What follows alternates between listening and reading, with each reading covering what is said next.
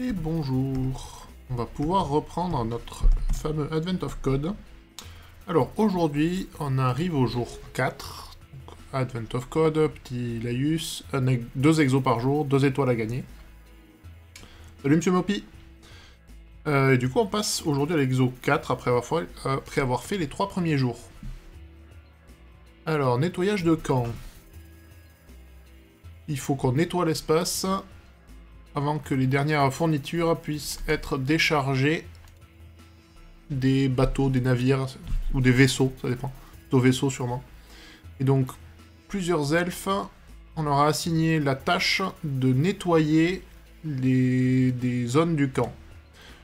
Chaque zone a un identifiant unique, et chaque elfe, on assigne à chaque elfe un range,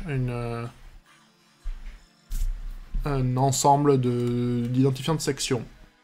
Cependant, étant donné que certains elfes comparent leurs assignements de section, ils se sont rendus compte qu'il y en avait plusieurs qui se chevauchaient.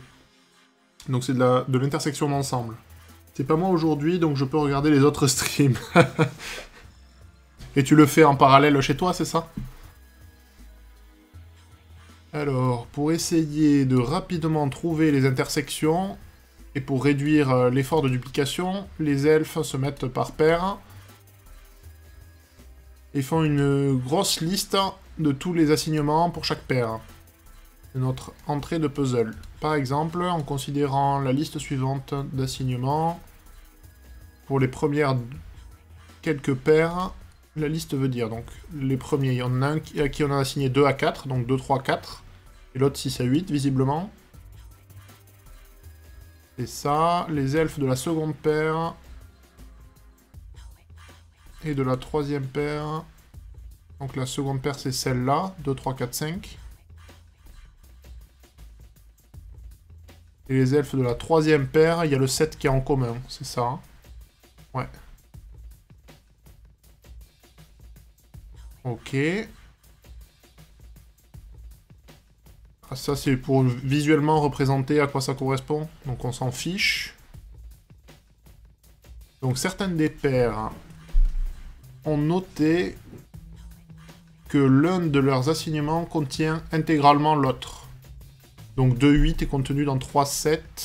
Et 6-6 est contenu dans 4-6. Ok. Donc, en gros, on doit compter les paires qui sont inclus dans l'autre. Ok, c'est pas trop difficile, normalement ça devrait le faire. On va prendre notre jeu d'exemple ici. J'ai préparé un tout petit peu, j'ai pas lu l'énoncé avant, donc j'ai juste préparé un day 4 sample qui est vide, je vais mettre ça. Le day 4, on va y mettre notre entrée de puzzle qui est ici, que je copie-colle. Hop. Et du coup, si je reviens dans l'IDE, on va pouvoir commencer à réfléchir à ce qu'on y fait. Donc j'ai initialisé un fichier de test qui ne fait rien si ce n'est appeler part1 avec le readlines. C'est quoi? C'est correct. Count of... Comment on pourrait appeler ça?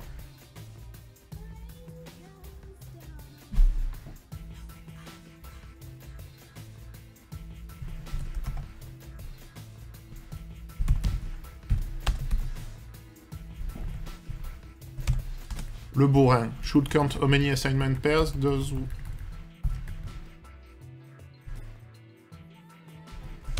fully contain the other. Ça a l'air pas mal. On va prendre ça pour le sample et on va le prendre aussi pour l'input. Ok, le sample, je crois que c'est 2 qu'on doit retourner. Donc là, on a nos tests. Si on les exécute, ça devrait planter. Parce qu'on n'a pas implémenté la méthode. Enfin, elle existe, mais elle fait rien, elle fait un throw. Je laisse les tests s'exécuter, et les prochains, ils iront beaucoup plus vite. Le Gradle est un peu lent au démarrage, en général. Et donc on devrait planter à cause d'une not yet implemented. Donc on va prendre chacune des lignes, on va récupérer... Ok, donc c'est bon, et ça plante parce qu'on l'a pas implémenté. Ça me va. Donc en gros, on veut pouvoir traiter...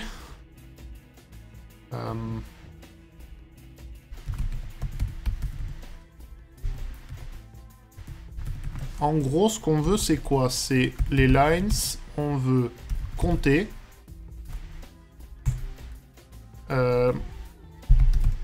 On peut même le faire en méthode référence. On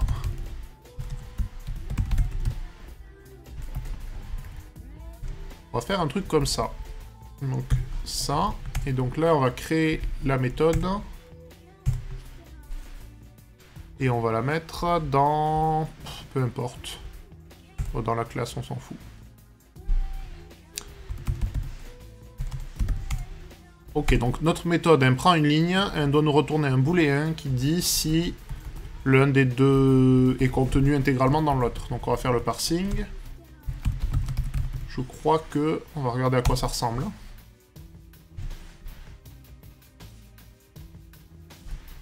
On va les appeler pair1, pair2. C'est pas joli, on va faire mieux. Les noms me plaisent pas. Et donc eux, ils sont splittés sur... On va aller voir... En gros, on split sur la virgule, et après on resplit sur le tiret. Je pense que ça va être le plus simple.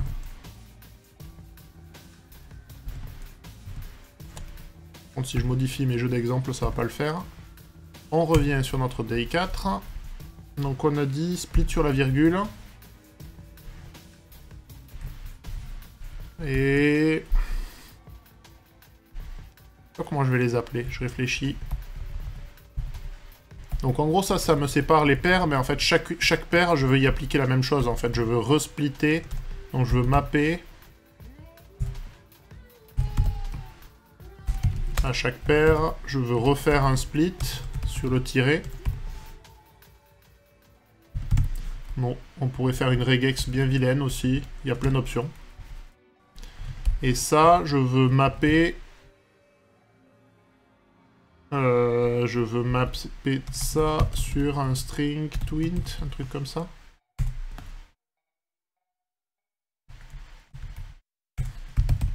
Et on va afficher bêtement paire 1, paire 2, pour voir à quoi ça ressemble. Et on va return false. Println, sauf qu'on va mettre les variables dans une chaîne de caractères. Il y a de la string interpolation en Kotlin, du coup on est pas mal. Ici il me manque un petit return.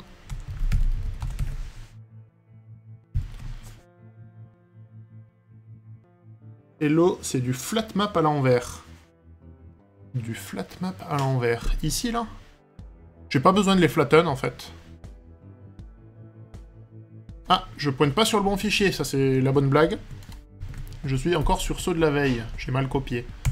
Donc dans les tests ici, c'est pas day 3 sample, c'est day 4 sample et day 4. Du coup, qu'est-ce qu'on affiche maintenant? Ça a l'air pas mal. On a les deux, on a les ranges, donc on a des listes avec les deux entiers dans chacune des paires. Je pourrais aussi les décomposer si je voulais avoir 4 valeurs. Probablement qu'on va faire ça parce que pour la comparaison ça va être plus facile. Je sais pas si je peux le faire comme ça, on va essayer.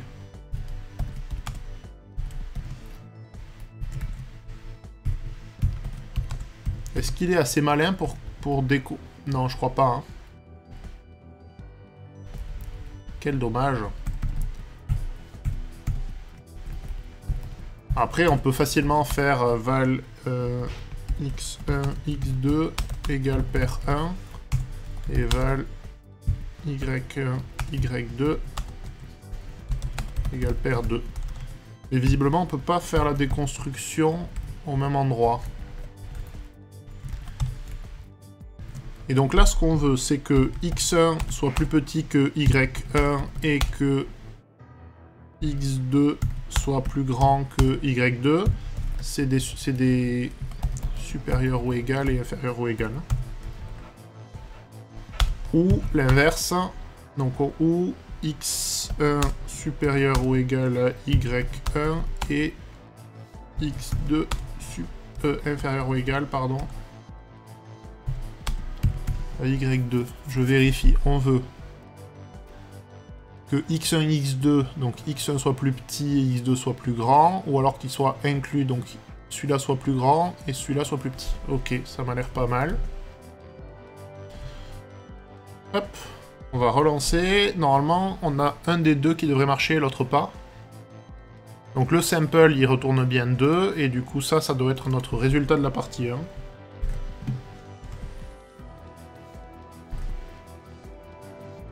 C'est bien le cas. Donc on va updater notre test pour mettre la vraie valeur. Comme ça, nos tests, ils sont corrects. Ok, donc partie 1, c'est fait. On regarde ce qu'on peut améliorer. Ici, on a un return qui ne sert à rien. On n'a qu'une ligne dans notre bloc. Du coup, on peut faire directement égal, ici. Et là, je pense que ça, on pourrait l'améliorer un petit peu. C'est pas flagrant.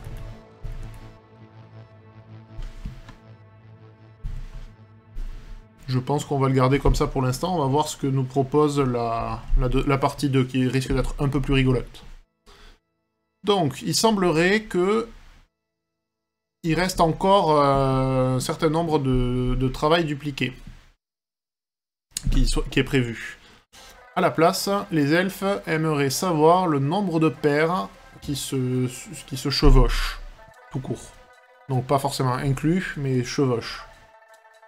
Dans l'exemple ci-dessus, les premières deux paires de 4, 6, 8 et 2, 3, 4, 5 ne se chevauchent pas, alors que les suivantes, 5, 7, 7, 9, 2, 8, 3, 7, 6, 6, 4, 6 et 2, 6, 4, 6 se chevauchent. Donc dans cet exemple, le nombre de paires qui se chevauchent est de 4. Donc on va updater nos tests. Et on va juste compter les overlaps. Donc au lieu de contained, on va avoir un overlap, je pense. Ça a l'air très très simple aujourd'hui. Ah, mais on est dimanche. C'est souvent plus simple le dimanche. C'est peut-être pour ça. Donc je reprends mes deux cas d'exemple là. Je les recolle dans ma partie 2. Ici, on veut 4. Et on veut sur le part 2. Ici, on ne sait pas combien on veut, mais on le veut sur le part 2 aussi. Je mets 0 pour l'instant.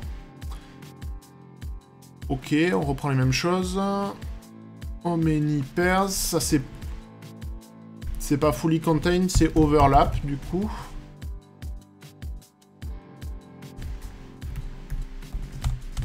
Juste mettre ça. How many pairs overlap for sample et overlap for input.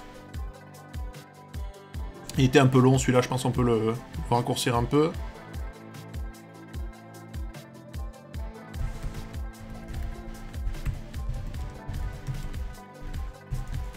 Comme ça.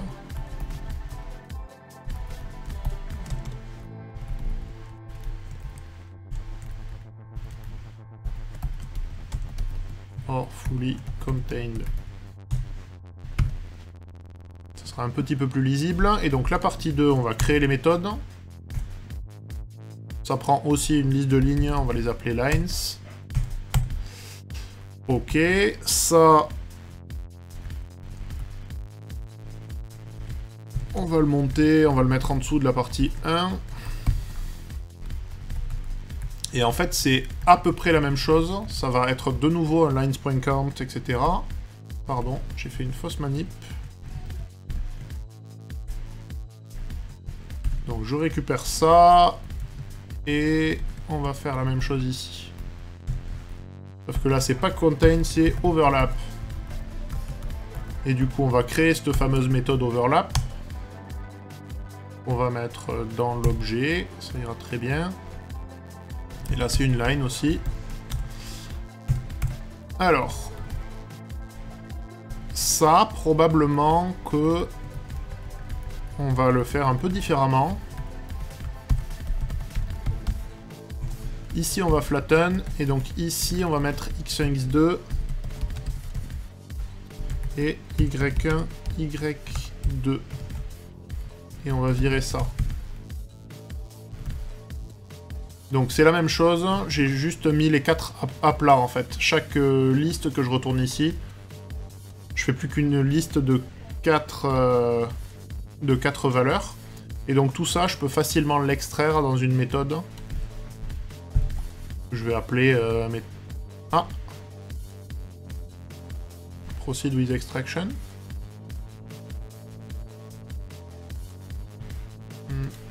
Non, ça me va pas. C'est pas ça que je voulais faire, c'est juste ça que je veux extraire en fait.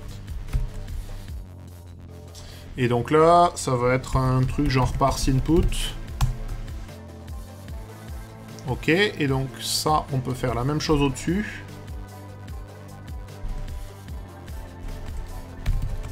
Et donc, ici, on veut x1 est inférieur ou égal à x2.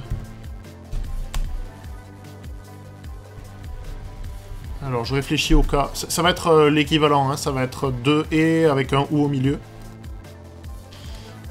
Donc, je veux soit que la première borne soit avant la seconde et que la deuxième borne soit avant la seconde. Non. Après la première.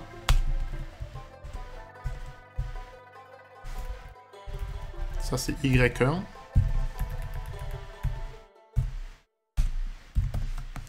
Donc, c'est soit Y1 est contenu entre X1 et X2. Il y a peut-être 4K, du coup.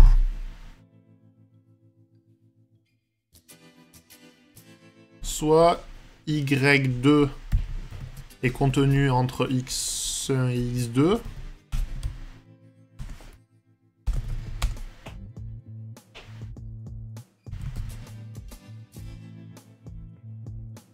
Réfléchis. X2...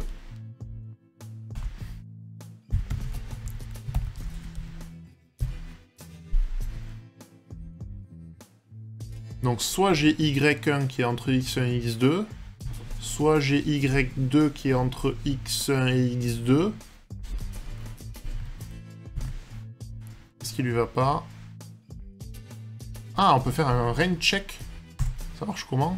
Ah bah oui, c'est mieux. C'est vachement plus joli.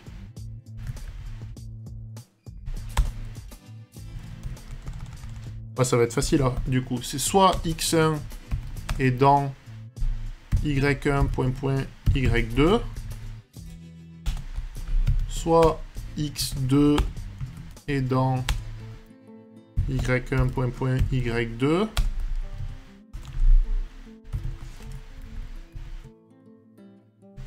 soit Y1 est dans X1,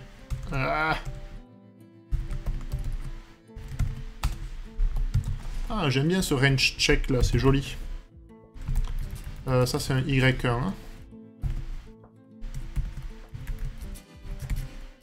Et je pense que ça doit se résoudre à ça. Merci l'IDE pour la suggestion. Donc le sample on est bon, et l'input ça doit être 931, et je pense qu'on valide. Oh, trop facile. Trop facile aujourd'hui. C'est même pas drôle. Après, le dimanche, de mémoire, c'est souvent plus simple, en fait. Ouais, c'était un peu facile. Est-ce qu'on peut faire mieux? Le parse input, probablement qu'on pourrait le mapper avant, ici. Mais du coup, il faut le faire aux deux endroits aussi, donc ça change pas grand-chose.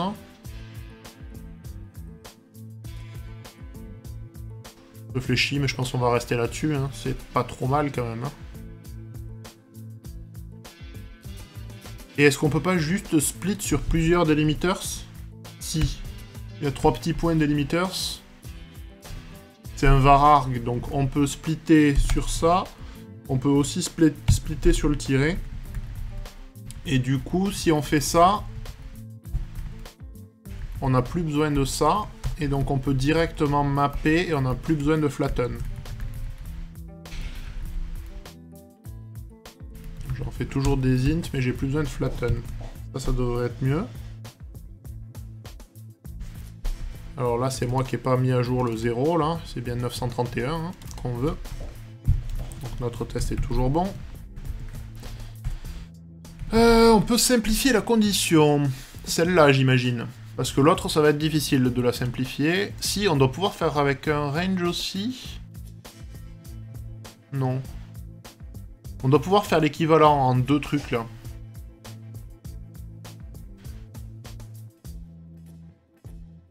Ça, c'est l'idée, hein, qui rajoute les inférieurs ou égales. Tu peux faire une condition encore plus simple, probablement. Donc avoir les deux.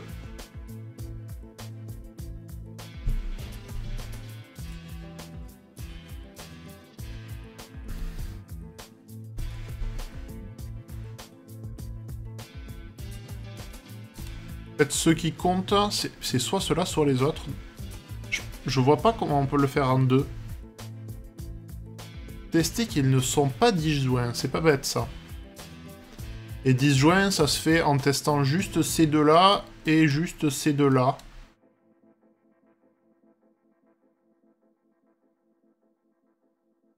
On va faire ça. Je préfère, effectivement. Donc on garde celle-là de côté. On va juste réfléchir vite fait. Donc si tester qu'ils ne sont pas disjoints, ça voudrait dire que x2 est inférieur ou égal à y1. Ou que y2 serait inférieur ou égal à x1. Et donc si on fait la négation de ça... est-ce que c'est des strictement... Je crois que c'est des strictement. Sauf que du coup, quand... Si j'inverse les signes et que je remplace ça par un « et », je fais sauter la négation. Ça va être ça.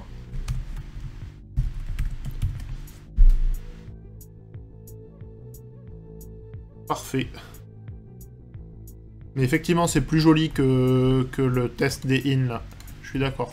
Alors ça c'est le langage qui simplifie un peu. Et là, en inversant la condition booléenne, ça se fait bien. Sinon, avec le not des deux conditions, ça se fait bien aussi. Mais du coup, petit rappel de mathématiques.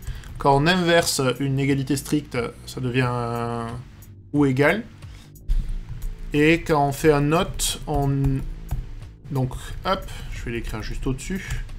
En gros, note A ou B, c'est égal à note A et note B. Pour rappel. Et le note de A strictement inférieur à B, c'est égal à A supérieur ou égal à B. Donc en appliquant ces deux lois-là, je suis retombé sur l'expression la plus simple qu'on puisse avoir.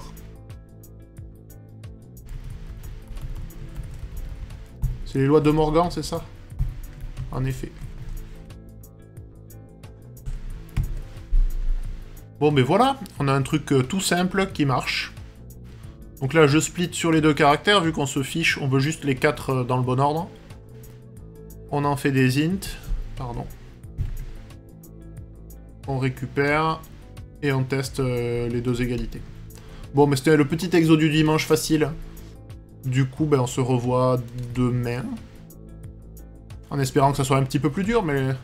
A priori, ça commence à se complexifier plutôt aux alentours du jour 10. Donc ça devrait rester tranquille pendant quelques jours encore. Bon, mais c'était cool de vous avoir là. Ça rajoute des bonnes petites idées pour simplifier encore plus. C'est chouette. Je vais commit tout ça. Eh bien. C'était le day 4. Hein. Eh bien. Avec 2 M, ça marche mieux. Hein.